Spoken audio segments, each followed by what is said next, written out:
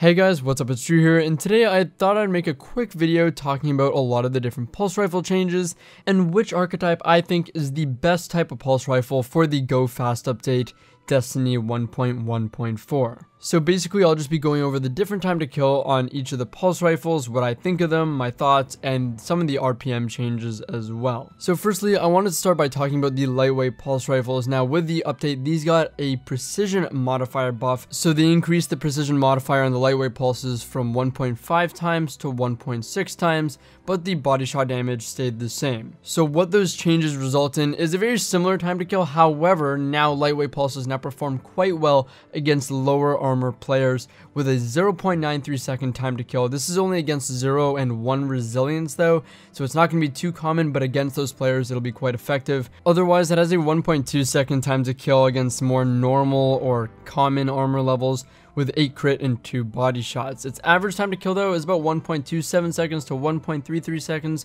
That's what you will probably want to expect from this, and it'll take 6 crit 5 body shots or 4 crit 8 body shots. So this is about a 33 to 55% headshot rate, which isn't bad at all. I feel like if you're aiming at the chest, naturally you'll probably get this time to kill. So honestly, I don't see too big of a change in this type of pulse rifle. Maybe it takes a few less headshots to get a decent time to kill, that kind of average 1.3 second time to kill, but otherwise I don't see much for them. These pulses certainly aren't bad post-patch, but again, they feel very similar to how they did pre-patch.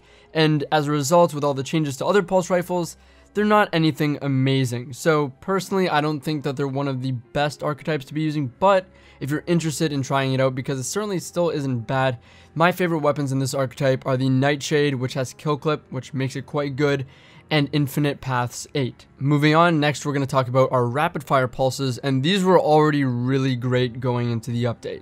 These were pretty well top of the meta. Darkest Before is one of the best weapons in the game, and the archetype in general is really good. However, it did get a small buff, I guess, to keep it in line with the buffs of all the other pulse rifles. I believe it's a 4.2% base damage buff, which again affects the body shot damage and the critical damage. What this means is against low armor, so 3 armor and lower, you're going to get a 1 second optimal time to kill, which is pretty great. But against anything above that or more regular armor levels, you're going to get a 1.07 second time to kill with 8 critical shots and 3 body shots. The average that you're going to be looking at, in my opinion, is about 1.13 seconds, which is a really good average. You might get a little higher. I believe it's a 1.33 second kill with less headshots than that.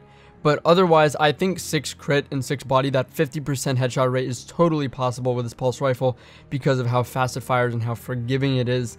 Now, that's another thing about this pulse, and why it's so good is that missing a shot or missing shots with this pulse isn't as impactful as other ones because it has such a fast rate of fire, and especially with something like Darkest Before that's full auto, you can really just spray someone down with this and just shred them. Again though, a 1.13 second time to kill is still on the faster end compared to other weapons for only 50% headshots, which again is totally possible in my books, which makes these one of the best pulse rifles still. This is definitely, in my opinion, still one of the best pulse rifle archetypes to be using. You could say, well, aren't the shots required for the average time to kill of lightweight pulses and rapid fire pulses pretty much the same? It's 6 crit 5 body for the lightweights, 6 crit 6 body for the rapid fire. There's not much of a difference, right? That's the same for both, but the difference is the rapid fire fires so much faster that it's a lot more forgiving, A, if you miss, like I said, but B, either way, because of that faster fire rate, look at the time difference. It's a 1.27 second time to kill with lightweights and a 1.13 second time to kill with rapid fire, just because of the fire rate alone. Now we have our adaptive pulse rifles. So these are the now 390 RPM, and that's one of the biggest changes, is that these went from 360 RPM to 390 RPM post update, as well as they got an increase to their base damage by 10.3%. Now, I'd say those are some pretty significant changes. So what that results in is now you can get a 1 second time to kill against low armor. Same thing as rapid fire. Below 3 armor, you're going to be able to hit this. If not, 1.07 seconds is your more standard time to kill for the more common resilience levels that you'll be encountering, and that's going to take 6 critical shots and 3 body shots, which I think is really good. This is a pretty good time to kill with not a completely significant amount of headshots required. This is about a 67% headshot ratio for its optimal time to kill, which is pretty good. Otherwise, I guess the more average time to kill that you'd be looking at if you don't hit that is a 1.4 second time to kill with 4 crit and 6 body, so that's a 40% rate roughly. And this isn't bad, but isn't great, because 1.4 seconds is on the longer end. You want to aim for at least like a 1.2 to 1.3 average time to kill. And with this weapon, what it looks like, it's either you get its optimal time to kill, which is 1.07, or you're going to get bumped up to a slower end 1.4. So a little bit of risk reward here, but I think it's totally possible that if you're aiming for the chest to hit that 6 crit 3 body, that's over the span of 3 bursts. So I think that's totally possible. But if you don't hit that, you're punished a little bit. It's not totally not competitive. However, it is a little bit on the slower end. Nonetheless, though, because it's so possible to hit that 1.07 second time to kill, I think that this is one of the best potential archetypes. We're going to have to see how the update plays out, but I think getting good with this archetype might really pay off. And you have to think that there's a lot of really great weapons in this archetype that were pretty underutilized before this update. Things like the inaugural address that have kill clip on it could be really powerful now. And other weapons that can improve consistency, like the Swift Ride with Head Seeker, makes it so that you have to hit less headshots to get that optimal time to kill if you're worried about that. So there's definitely some good weapons out there to be using with this. So there's even a Rampage one, I think it's the Last Perdition, that has Rampage on it. So again, lots of really good weapons in this archetype. I think it has a lot of potential to be one of the best. Lastly, out of our main archetypes, we have the high impact pulse rifles, which also got a pretty big boost.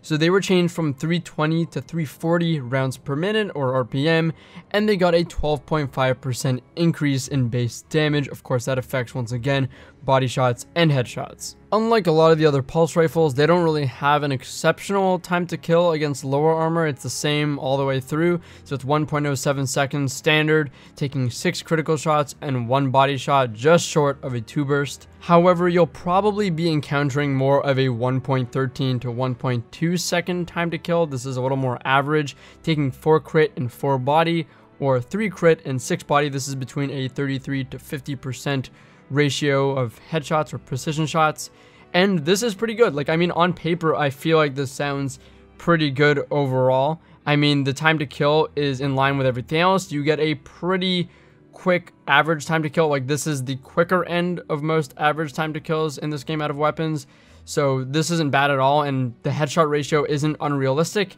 However, the problem with high impact weapons is that you cannot miss. It is very punishing to miss. So if you miss a shot, you've pretty much lost your competitive time to kill with most other weapons. Now, it's actually far more possible to get these time to kills and get critical shots with these weapons than I even expected. Even pre-patch, I did a review of the Machina Day, one of my favorite weapons, and I was surprised at how often I was actually able to hit critical shots. It seems like the stability is overall pretty good on these weapons, and the recoil patterns to follow that.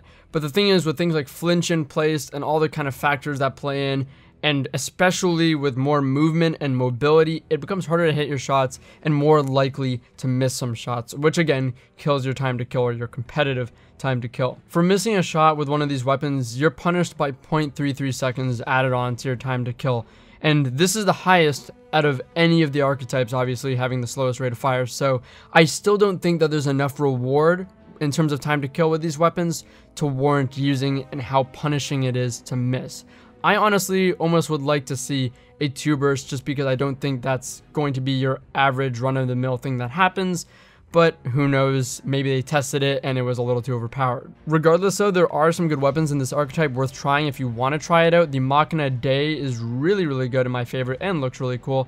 And the Relentless from Trials Season 1 is also really good. It's got Head Seeker on it, which is really nice for improving that consistency. Lastly, we have our unique kind of archetype specific to the Vigilance Wing because of its 5-round burst. Now, this weapon got a buff from the high impact pulse rifles because technically speaking, it's a high impact pulse rifle, and now that's brought it down to a 0.83 second time to kill. However, max armor does stop this. This is against every resilience other than 10, I believe. So again, incredible potential in the optimal time to kill, but I don't think this is ever where the Vigilance Wing excelled because of how hard it is to achieve that optimal time to kill. Instead, you're going to be looking at more of an average 1.2 to 1.33 second average time to kill, taking either 3 crit 9 body for the 1.2 or 13 body shots, so no headshots needed for 1.33. Now 1.33 is not on the lower end, it's probably the mid-range, the absolute average time to kill in my opinion across most weapons. Now what makes this weapon so damn good though is consistency. Sure, it does have a lot of potential in its optimal time to kill, but the chances of getting a 2 burst where you have to lead an entire 5-round burst twice and get 100% critical shots is very, very unlikely. And if your opponent steps into cover once, then they've ruined your time to kill because it's a 5-round burst. With this weapon, you're committing to every burst. It's not like the average pulse rifle where it'll deal a pretty good amount of damage in a very quick amount of time. This weapon, you're kind of stuck in each burst and you have to follow through and commit to every single one. So as a result, it's incredibly hard to hit a 2-burst kill with this weapon. And if you do that, I feel like you should be rewarded for that as it's an incredible feat. 9 times out of 10 though, you're going to be getting around a 3-burst kill, which like I said, is between 1.2 to 1.33 seconds. The reason that you're kind of guaranteeing yourself that is because it doesn't take any headshots to get a 1.33 second time to kill, which I'll take. You're kind of sacrificing potential by not going for headshots as often, or realizing that your optimal time to kill is slim to none and probably not going to happen very often. But in exchange, you're getting a really guaranteed average time to kill. So if you're going against a player with a dark wrist before that's just banging headshots out on you and playing cover really nicely, then they can probably outplay you in many scenarios because they're going to probably get a faster time to kill than you.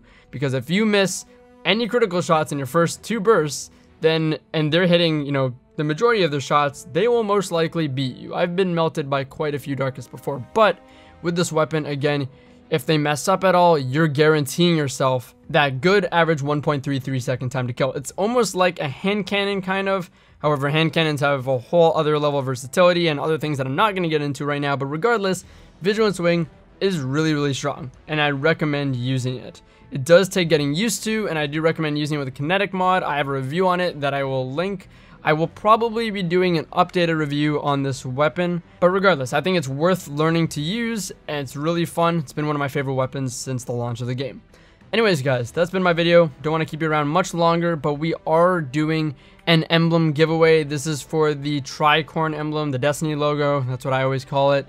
And if you want to enter, all you have to do is follow me on Twitch. The link is in the description, and then put your Twitch name as well as your PSN, Xbox Live, or Battle.net in the comments so I have another way of contacting you to give you your code if you win. Anyways, guys, I hope you guys enjoyed the video. Hope you found it useful, and I hope you're enjoying the new update to Destiny. I know I am. As always, it's been Drew here today, and I'll catch you guys later.